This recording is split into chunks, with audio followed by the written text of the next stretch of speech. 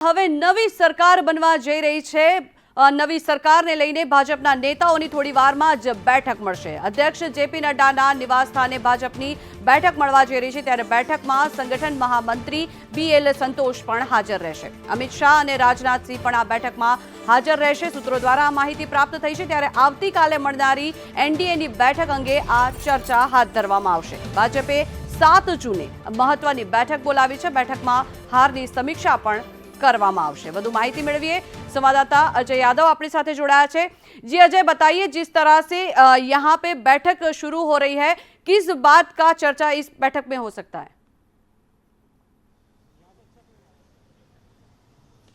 देखिए, आज भारतीय जनता पार्टी की तरफ से जो बैठक जेपी नड्डा के आवास पे बुलाई गई है, उसका मुख्य उद्देश्य यही है कि कल एनडीए की बैठक जो हुई थी उसमें प्रधानमंत्री नरेंद्र मोदी को सभी पार्टियों की तरफ से जो एनडीए के घटक दल हैं उनकी तरफ से समर्थन दिया गया था। लेकिन समर्थन के साथ कौन सी पार्टी को जो कि एनडीए की सरकार में शामिल हो रही है, कौन सा विभाग दिया जाए, क्योंकि अलग अलग पार्टियों की अलग अलग डिमांड है कि उनको कितने मंत्रालय चाहिए, कौन सी पद चाहिए।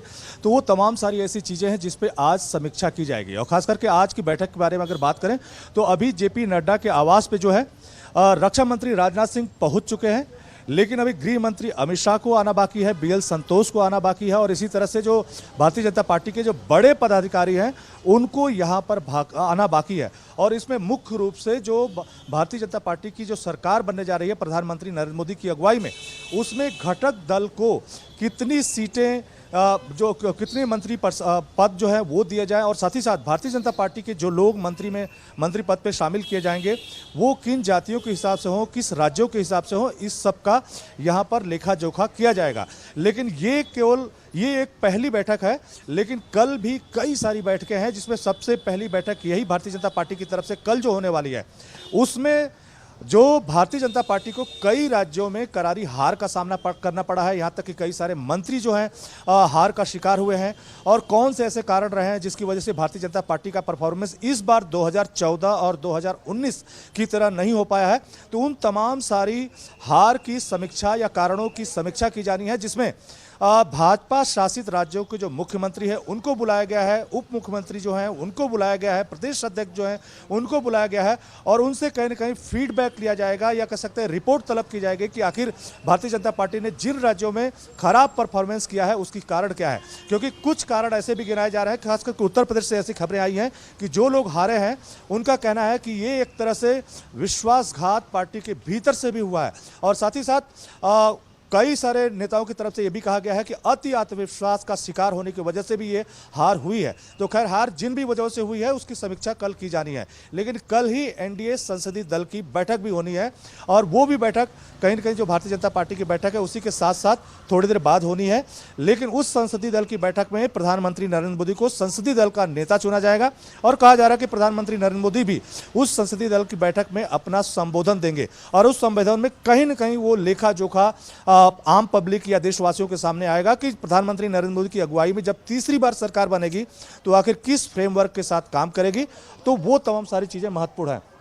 और अभी देखिए, जिस तरह की विजुअल आ रहा है, ये संभावना जताई जा रही है कि अभी गृह मंत्री अमित शाह अब जेपी नड्डा के जो आवास के पे आएंगे, और ये गाड़ियों का काफिला दिखाई दे रहा है। देखते हैं कि कौन सा लीडर है। संभावना यही ज़्यादा से ज़्यादा है कि गृह मंत्री अमित शाह। हाँ, निश्चित तौर पे गृह मंत्री अमित शाह हैं। आप देख सकते हैं कि जेपी नड्डा के आवास पे पहुंच चुके हैं, वो बाएं हिस्से में बैठे हुए हैं। रक्षा मंत्री राजनाथ सिंह पहले ही पहुंच चुके हैं, बीएल संतोष का आना अभी बाकी है, और खास करके भारतीय जनता पार्टी के जो बड़े पदाधिकारी हैं उनका भी यहाँ पे आना बाकी है। तो ये बैठक अभी थोड़ी देर बाद शुरू हो जाएगी। रक्षा मंत्री राजनाथ सिंह और गृह मंत्री पहुंच चुके हैं, बीएल संतोष का इंतजार है। और इस बैठक में कहा जा रहा है, जो सूत्रों के हवाले से खबर आ रही है, कि कल एनडीए की जो बैठक हुई जिसमें सभी पार्टियों की तरफ से प्रधानमंत्री नरेंद्र मोदी को अपना समर्थन पत्र सौंपा गया, लेकिन उन पार्टियों की भी अपनी एक डिमांड है, तो उसी डिमांड को कहीं न कहीं कैसे फुलफिल किया जाए, और खुद भारतीय जनता पार्टी के जो कौन लोगों को मंत्री परिषद में शामिल किया जाएगा और किन राज्यों से वो होंगे, और इस बार क्राइटेरिया क्या होगा। तो वो तमाम सारी ऐसी बातें हैं जिसको लेकर के जेपी नड्डा के आवास पे ये बैठक होने वाली है। तो फिलहाल आप देख सकते हैं कि गृह मंत्री अमित शाह का काफिला यहां पे पहुंच चुका है, रक्षा मंत्री राजनाथ सिंह पहुंच चुके हैं, बाकी पदाधिकारियों का इंतजार किया जा रहा है। लेकिन यह जरूर है कि माना यह जा रहा है कि अगर सब कुछ जिस हिसाब से चल रहा है, सब कुछ सेट रहा, तो हो सकता है कि प्रधानमंत्री नरेंद्र मोदी 8 जून को शपथ ग्रहण का उनका समारोह हो, और उसमें माना जा रहा है कि श्रीलंका, भूटान से लेकर के भारत के जो पड़ोसी देश हैं उनके राष्ट्राध्यक्षों को भी आमंत्रित किया जाए। हालांकि पिछली बार की तरह से जो भव्य कार्यक्रम है, शायद उस तरह से भव्य कार्यक्रम ना हो, क्योंकि कहीं ना कहीं पार्टी में एक निराशा भी है। लेकिन जरूर एनडीए की अगुवाई में इस बार 2024 का लोकसभा चुनाव भारतीय जनता पार्टी या एनडीए के घटक दल जीते हैं, तो तीसरी बार सरकार निश्चित तौर पे प्रधानमंत्री नरेंद्र मोदी की अगुवाई में बनने जा रही है। तो अभी थोड़ी देर बाद ये जेपी नड्डा के आवास में भारतीय जनता पार्टी की बैठक शुरू होने जा रही है। जी धन्यवाद अजय पूरी जानकारी के लिए।